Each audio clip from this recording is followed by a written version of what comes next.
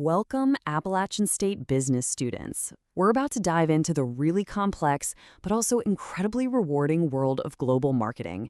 And hey, just a quick reminder for anyone tuning in, it's Appalachian. All right, let's get into it. Okay, so here's our roadmap for today. We're not just flipping through a chapter, we're building professional skills. The goal here is that by the end, you'll be able to look at a foreign market, figure out the best way in, and even structure a team to make it all happen. These are the kinds of competencies that'll make you stand out, whether you end up at a startup right here in Boone or a huge multinational down in Charlotte. So, first things first, we have to tackle the fundamental why. Why do companies even bother? Why do they spend so much time and money trying to cross borders? Well, the answer really starts with the massive scale of the opportunity. This slide tells you everything you need to know. Just think about it. If your company is only operating in the US, you are literally competing for just about 4% of the world's consumers. You're leaving 2/3 of the world's buying power completely untouched. So the global market, it isn't just a nice-to-have opportunity. For any company that's serious about growth, it's an absolute must. Okay, so this is our core definition, but let's be really clear here. This is so much more than just, selling American stuff in other countries. It's a deeply strategic process. It's about understanding and adapting to totally different cultural, economic, and legal systems.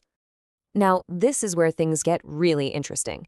The old way of doing things was to grow your business here at home, get really big, and then, very cautiously, maybe expand abroad. But today, technology has totally changed the game. Think about it. E-commerce, global app stores. This stuff means companies can be born global. They're built from day one with the entire world in mind because the tools to reach that global audience are already there. And let's bring this right back home to North Carolina. What about Epic Games down in Cary?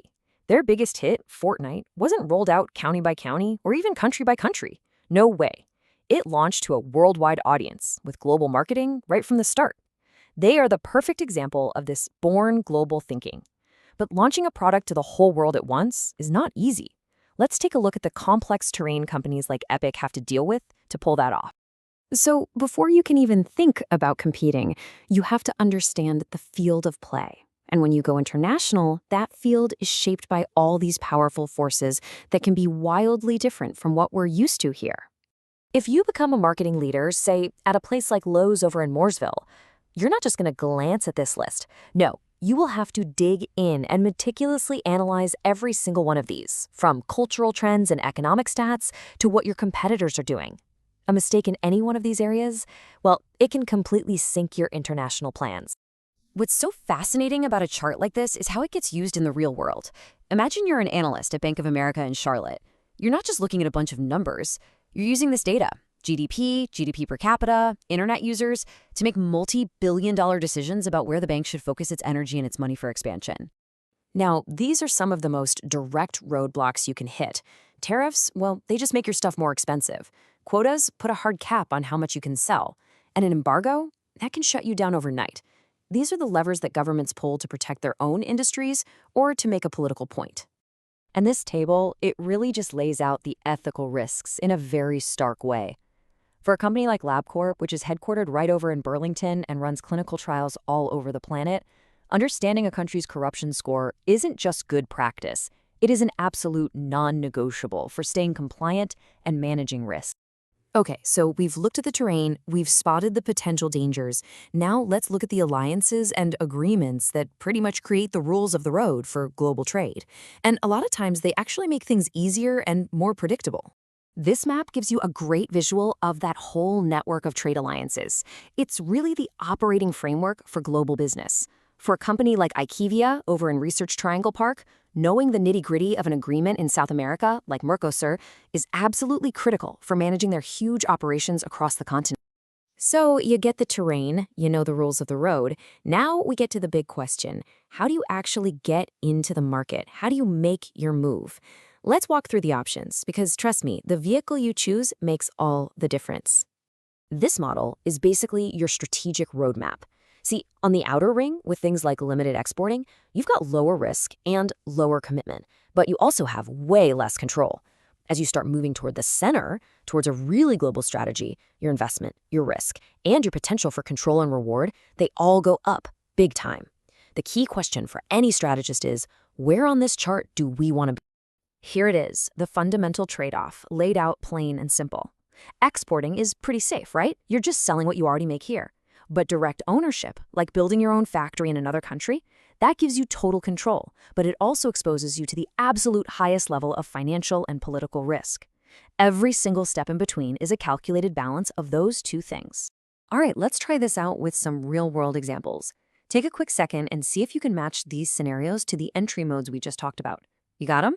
Number 1, Apple in China, that's contract manufacturing. Number 2, using Disney characters on a lunchbox, that's a classic example of licensing. 3, Jaguar building its own plant, that's direct ownership. And number 4, Siemens and Nokia teaming up, that's a joint venture. So your entry strategy has a direct impact on how you run things internally. I mean, being in a market is one thing, but being organized to actually succeed there, that's a whole different challenge. Let's look at how a company's structure has to change to manage these super complex, spread-out operations. This slide shows your 3 main options for a truly integrated global company. A huge, diversified company like Honeywell, with its HQ in Charlotte, might use a product division structure to manage all its different businesses around the world.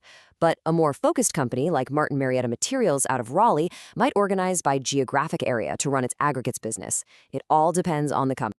So, after you've navigated all of this complexity, the environmental forces, the trade rules, the entry strategies, the org charts, what's the ultimate prize? What's the payoff? It is all about creating real, sustainable value that you just couldn't get if you stayed home. And this is the ultimate strategic mindset. It's about getting past customizing for every tiny little difference and instead building a core strategy that taps into the powerful similarities that exist across markets all over the world. This list really captures the 5 main ways a global strategy creates that value. You can get economies of global scale, like, say, making one product in one giant factory for the whole world. You can find the optimal locations for talent or for resources. You can adapt to what local markets need while keeping your global core strong. And maybe most importantly, you can maximize the transfer of knowledge, taking a cool innovation from your team in Tokyo and using it to win in Germany. This is how the big global players do it. And that really brings us to the final and maybe the most important question you'll have to answer as a business leader. Do you standardize everything for maximum efficiency, or do you customize for maximum local appeal? The long-term success of your company, whether it's a local startup with huge dreams like 321 Coffee in Raleigh, or a massive financial player like Truist in Charlotte, could very well hinge on how you answer that question.